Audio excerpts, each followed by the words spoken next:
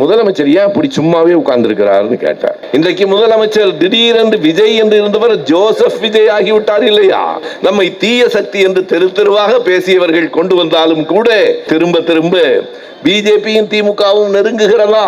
நம்முடைய நிதியமைச்சர் மரிய வில்சன் லாஸ்பேட்டையிலே நாளையோ மறுநாளோ நீதிமன்றத்துக்கு போக வேண்டும். எதற்கென்றால் அமைச்சர் ஆதவர்ஜுனா அவர்களே கொஞ்சம் அதிகம் பேசுகிறவர் அவர்தான். அவருக்கு உயரமும் அதிகம், பேச்சும் அதிகம். முதலமைச்சர் பேசாமல் இருந்தாலும் முதல் போட்ட அமைச்சர் பேசிக்கொண்டே இருக்கிறார். நண்பர்களே, என்றைக்கும் ஒன்றை நினைவிலே வைத்துக் கொள்ள வேண்டும். ஆணவம் அழிவுக்கு முன்னால் வரும். யானை வரும் பின்னால், மணி ஓசை வரும் முன்னால் என்பது போல ஆணவம் வரும் முன்னால், அழிவு வரும் பின்னால் என்பதை ஆதவ அர்ஜுனாவுக்கு யாராவது கொஞ்சம் எடுத்து சொல்லுங்கள். செங்கோட்டையன் கட்சி மாறினார், ஓபிஎஸ் கட்சி மாறினார். இவர் ஏதோ ஒரே கட்சியிலேயே காலம் முழுவதும் இருந்தது போல நம்முடைய பெண் நிறுவனத்திலே இருந்தார். அவர் மூலமாகத்தான் ஐபேக் செய்திகள் எல்லாம் கசிந்திருக்கின்றன என்று இன்றைக்கு சொல்லப்படுகிறது. அதற்கு பிறகு விடுதலை சிறுத்தைகளுக்கு போனார். அங்கே இருந்து விஜய்க்கு தாவினார். இவர் தாவி இவருடைய உயரத்துக்கு இவ்வளவு தாவுவது அவ்வளவு நல்லதில்லை. நண்பர்களே, எதற்கு குறிப்பிடுகிறேன் என்றால், இன்றைக்கு அந்த FCRA சட்டம் என்பதை பற்றி சட்டமன்றத்திலே நம்முடைய உறுப்பினர்கள் மிக தெளிவாக பல செய்திகளை சொன்னார்கள். நம்முடைய கூட்டணி கட்சியிலே இருக்கிற தமீமுன் அன்சாரி நேற்றைக்கு பேசுகிற போதும், இன்றைக்கு ஜவாஹிருல்லா அவர்கள் பேசுகிற போதும் அதனை தெளிவாக குறிப்பிட்டு பேசினார்கள். ஏன் இந்த இரண்டு பேரையும் குறிப்பிடுகிறேன்? இவர்கள் இரண்டு பேரும் யாருடைய பிரதிநிதிகள் என்றால், இந்த சட்டம் யாரை ஒடுக்குவதற்காக கொண்டு வரப்பட்டிருக்கிறதோ அந்த சிறுபான்மை சமூகத்தை சேர்ந்தவர்கள். வெளிநாட்டிலே இருந்து வருகிற பணம், அதனை ஒழுங்குபடுத்த வேண்டும் என்பதில் ஒன்றும் பிழை இல்லை. நான் ஒரு கேள்வி கேட்கிறேன். வெளிநாட்டிலிருந்து இங்கே இருக்கிற யாருக்காவது பணம் வந்தால் யாருக்கும் தெரியாமல் அது வந்து விடுமா? அது வருமான வரித்துறைக்கு தெரியாதா? வங்கி கணக்கு மூலமாகத்தானே வருகிறது. வங்கி கணக்கு மூலமாக வருகிற ஒரு தொகையை வருமான வரித்துறை கணக்கிலே எடுத்துக்கொள்ளாதா? நான் கேட்கிறேன், எதற்காக இவர்கள் இதனை கொண்டு வருகிறார்கள் என்றால், இது சிறுபான்மையினரினுடைய நிறுவனங்களுக்கு பணம் போய் சேரக்கூடாது. 3332 நிறுவனங்கள் 2010 இருந்தன. அதில் பாதியாக இன்றைக்கு குறைந்து விட்டது. எப்படி? இங்கே இருக்கிற இந்த அரசு இந்த சட்ட திருத்தத்தின்படி எத்தனை முறை திருத்தம் எப்போது கொண்டு வரப்பட்டது? சிறுபான்மை மக்களை குறிவைத்து கொண்டு வரப்படுகிற ஒரு சட்டம். நான் கூறுகிறேன், எந்த மதத்தில் இருப்பது என்பது அவரவர் விருப்பம். இன்றைக்கு முதலமைச்சர் திடீரென்று விஜய் என்று இருந்தவர் ஜோசப் விஜய் ஆகிவிட்டார் இல்லையா? வாக்குகள் வாங்குவதற்கு மட்டும் ஜோசப் விஜய் போதாது. மதிப்பிற்குரிய முதலமைச்சர் அவர்களே, அவர்களை காப்பாற்றுவதற்கும் அவர்களினுடைய நியாயங்களை எடுத்துச் சொல்வதற்கும் நீங்கள் ஜோசப் விஜயாக இருக்க வேண்டும். எதற்காக? வெளிநாடுகளிலே இருந்து வருகிறது கிறிஸ்தவ நிறுவனங்களுக்கு பணம் வருகிறது, நான் மறுக்கவில்லை. அந்த கிறிஸ்தவ நிறுவனங்களுக்கு பணம் வந்தால் தான் இந்தியா முழுவதும் நம்முடைய தமிழ்நாட்டிலும் கல்வி நிறுவனங்களும் மருத்துவ சாலைகளும் கூடுதலாக இருக்கின்றன என்பதை யாரும் மறுக்க முடியாது. ஆனால் இன்றைக்கு என்ன செய்கிறார்கள்? அதை தடுக்க வேண்டும். இப்போது நாம் இன்னொரு கேள்வி கேட்கலாமா? சிறுபான்மை நிறுவனங்களுக்கு மட்டும்தான் வருகிறதா? RSSக்கு பணம் வரவில்லையா? வெளிநாட்டிலிருந்து வந்து குவிகிற பணத்துக்கு கணக்கு வைத்திருக்கிறீர்களா? RSS ஆவது தனி அமைப்பு. நான் நேரடியாகவே சொல்லுகிறேன், PM கேர் ஃபண்ட் என்று ஒன்று இருக்கிறது. பிரதம மந்திரி என்னுடைய பெயராலே ஒரு கணக்கு. அந்த கணக்கிலே எவ்வளவு பணம் இருக்கிறது? எதை வேண்டுமானாலும் நீங்கள் RTI என்று சொல்லுகிற தகவல் அறியும் உரிமை சட்டத்தின் கீழ் பெற முடியும். ஆனால் PM கேர் ஃபண்டினுடைய கணக்கை பெற முடியாது. இப்போதும் இருக்கிற சட்டம் அதுதான். அந்த கணக்கில் வருகிற பணம் எவ்வளவு, எதற்கு கொடுக்கப்பட்டது என்கிற கணக்கை நீங்கள் தலைமை தணிக்கை அதிகாரியும் பார்க்க முடியாது.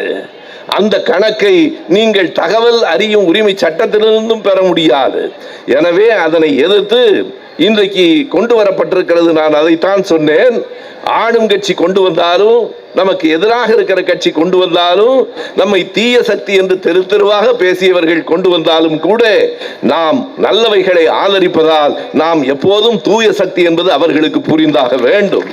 பாருங்கள், நம்முடைய டாக்டர் விஜயபாஸ்கரும் தூய சக்தி ஆகிவிட்டார். கரூர் MR விஜயபாஸ்கரும் தூய சக்தி ஆகிவிட்டார். இங்கே இருந்து அங்கே போனால் இடையிலே ஒரு வாஷிங் மிஷின் வைத்திருக்கிறார்கள். தீய சக்தி எல்லாம் அதில் போட்டு எடுத்தால் தூய சக்தி ஆகிவிடுவார்கள். அங்கே இருக்கிறவர்கள் எல்லோருமே இங்கே இருந்து அதிமுகவில் இருந்தும் போனவர்கள். அதே போலத்தான் அவர்கள் கொண்டு வருகிற தீர்மானங்களும் கூட நாம் முன்னிறுத்திய தீர்மானங்கள் தான். தமிழ்தாய் வாழ்த்து பாட வேண்டும் என்று யார் முதலாக ஆணை வெளியிட்டது? நம்முடைய முத்தமிழறிஞர் தலைவர் கலைஞர் அவர்கள் தான். 1970 ஆண்டு நவம்பர் மாதம் 20ஆம் தேதி அவர்தான் அந்த ஆணையை கொண்டு வந்தார். அதற்கு பிறகு கண்டிப்பாக பாடப்பட வேண்டும் என்று ஜெயலலிதா இன்னொரு ஆணையை கொண்டு வந்தார். நம்முடைய தலைவர் முத்துவேல் கருணாநிதி ஸ்டாலின் 21வது ஆண்டு ஒரு ஆணையை வெளியிட வேண்டிய கட்டாயம் நேர்ந்தது. எதற்காக என்றால், அந்த ஆணை என்ன என்று உங்களுக்கு நினைவிருக்கும். தமிழ்தாய் வாழ்த்து பாடப்படுகிற போது மேடையிலும் அரங்கிலும் இருக்கிற எல்லோரும் மாற்றுத்திறனாளிகளை தவிர அத்தனை பேரும் எழுந்து நிற்க வேண்டும். என்னடா, ஒரு தமிழ்தாய் வாழ்த்து பாடுகிற போது எழுந்து நிற்க வேண்டும் என்று ஆணை கொண்டு வர வேண்டுமா? அதற்கு ஒரு தேவை இருந்தது. 2018ஆம் ஆண்டு சமஸ்கிருத அகராதி வெளியீட்டு விழாவிலே கலந்து கொண்ட சங்கராச்சாரியார் மேடையில தமிழ்தாய் வாழ்த்து பாடும்போது எழாமல் அமர்ந்திருந்தார். கேட்டால் தியானம் செய்தார் என்றார்கள். தியானம் செய்வதற்கு வேறு இடமும் வேறு நேரமும் கிடைக்கவில்லை பாருங்கள்.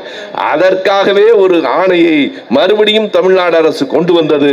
பாட்டு பாடுகிற போது மாற்றுத்திறனாளிகளை தவிர எல்லோரும் எழுந்திருக்க வேண்டும். இனிமேல் சங்கராச்சாரியார் எழுந்து நிற்கவில்லை என்றால் அவர் மாற்றுத்திறனாளி என்பதை நாம் புரிந்து கொள்ளலாம்.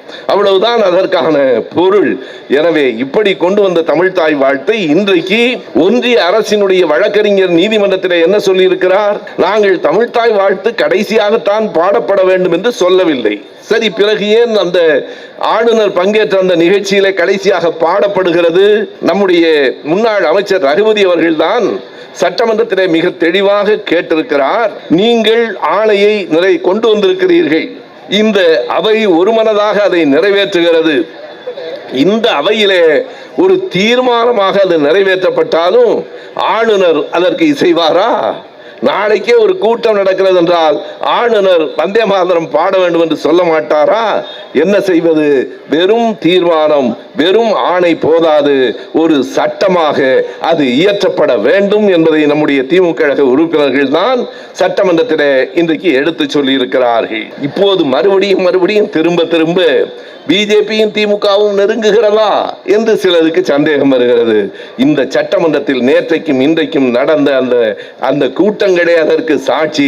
பாஜகவை நெருங்குகிறது என்றால் நம்மை எதிர்க்கிற, நம்மை தூற்றுகிற, நம்மை தீய சக்தி என்று சொல்லுகிற ஒரு கட்சி கொண்டு வந்த தீர்மானம் கூட சரியானதாக இருந்தால் அதை ஆதரிப்பதுதான் திமுகவுக்கான இயல்பு என்று சொல்லி இன்றைக்கு அதை நாம் ஆதரித்திருக்கிறோம்.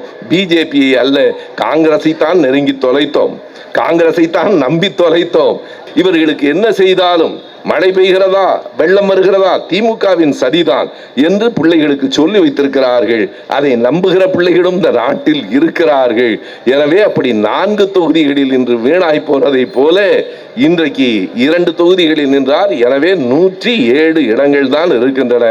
118க்கு எப்படி வந்து சேர்ந்தார்கள் என்பதையும் வேலு அவர்கள் சொன்னார்.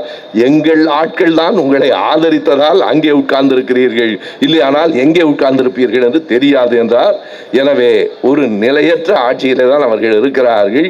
நீங்கள் 96 பேரை வைத்துக் கொண்டு ஆட்சி நடத்தவில்லையா என்று கேட்கிறார்கள். உண்மைதான், 96 பேர் மட்டுமே நம்ம இடத்துல இருந்தார்கள். 2006இல் எதிர்கட்சிகளை நாம் சேர்த்துக் கொள்ளவில்லை, அவர்களின் ஆதரவை மட்டும் வாங்கி 96 பேரை வைத்து 5 ஆண்டுகள் ஆடாமல் அசையாமல் ஆண்டார் என்றால் அது கலைஞரின் திறமை. அது எல்லோருக்கும் வந்து விடாது. விஜய் அவர்களே உங்களுக்கு கண்டிப்பாக வந்து விடாது. எனவே நீங்கள் பக்கத்தில் இருக்கிற ஆனந்தவர்களையும் ஆதவர்ஜுனா அவர்களையும் நம்பிக்கொண்டிருக்கிறீர்கள். ஆனந்தவர்கள் பேசுவது என்ன என்று இன்றைக்கு வரைக்கும் யாருக்கும் புரியவில்லை. ஒரு கூட்டத்தில் அவர் பேசுகிறார், நான் வணங்குகிறேன் என்று. பக்கத்தில் இருக்கிற ஒன்றும் கெட்ட வார்த்தையெல்லாம் இல்லைங்க, வணங்குகிறேன்னு சொல்றார். அவருடைய தமிழ்ல இன்றைக்கு மரிய வில்சன் பேசுகிற தமிழ், அடே அப்பா, சொன்னால் சட்டமன்றத்திலே கோபப்படுகிறார். நாம் அவரை இழிவு செய்வதற்காக, அவரை கேலி செய்வதற்காக சொல்லவில்லை. இன்னமும் நீங்கள் எல்லாரும் கவனமாக இருக்க வேண்டும். பெரிய இடத்துக்கு வந்திருக்கிறீர்கள். உண்மையாக கூறுகிறேன் நண்பர்களே, நாளையோ மறுநாளோ புதுவையில லாஸ்பேட்டையில் நம்முடைய நிதியமைச்சருக்கு ஒரு வழக்கு இருக்கிறது. இந்திய எதிர்ப்பு போராட்டத்தில் கலந்து கொண்டதற்காக அல்ல, வந்தே மாதரம் பாடலை எதிர்த்ததற்காக அல்ல. நம்முடைய நிதியமைச்சர் மரிய வில்சன் லாஸ்பேட்டையிலே நாளையோ மறுநாளோ நீதிமன்றத்துக்கு போக வேண்டும். எதற்கென்றால் அவருடைய தம்பியையும் தம்பி மனைவியையும் உருட்டுக்கட்டையால் அடித்தார் என்கிற வழக்கு நடக்கிறது. நான் என்ன குறிப்பிடுகிறேன் என்றால், நீங்கள் நிதியமைச்சராக ஆகியிருக்கிறீர்கள். சி சுப்பிரமணியம் இருந்த இடம், எங்கள் நாவலர் இருந்த இடம், எங்கள் பேராசிரியர் இருந்த இடம், அந்த இடத்தில் நீங்கள் உருட்டுக்கட்டை வழக்கிலேயே இருக்கிறீர்களே, கொஞ்சம் போராட்டங்களுக்கும் இந்த நாட்டின் அரசியலுக்கும் வாருங்கள் என்றுதான் அழைக்கிறோமே தவிர ஒரு நாடும் உங்களை குறைப்படுத்துவது எங்களுக்கு நோக்கமில்லை. இந்த FCRA பற்றிய தீர்மானம் விவாதம் சட்டமன்றத்திலே நடந்து கொண்டிருக்கிற போது என் மனைவி கேட்டார், என் முதலமைச்சர் ஏன் அப்படி சும்மாவே உட்கார்ந்திருக்கிறார்னு கேட்டார். நான் சொன்னேன், ஒரே ஒரு கேள்வி நான் உன்னை கேட்கிறேன், FCRA உனக்கு தெரியுமா என்று கேட்டேன். எனக்கு தெரியல. இப்போ FCRA பற்றி இங்கே எல்லோரும் பேசுகிறோம் என்றால் அந்த இடத்தில் உன்னை உட்கார வைத்தால் எப்படி இருப்பேன்னு கேட்டேன். வேற விதி இல்லைன்னு அதே தான் அவரும். அவர் ஒன்றும் பெரிய வித்தியாசமே இல்லை. அவர் வேணும்னு இல்லை, அவனு என்னையவோ பேசுறானுங்களே எல்லா பயிலும்ட்டு அவர் பாட்டு உட்கார்ந்துருக்கிறார். எனவே இதுதான் இன்றைக்கு இருக்கிற நிலை. நாட்டின் நிலைமைகள் மாறும்.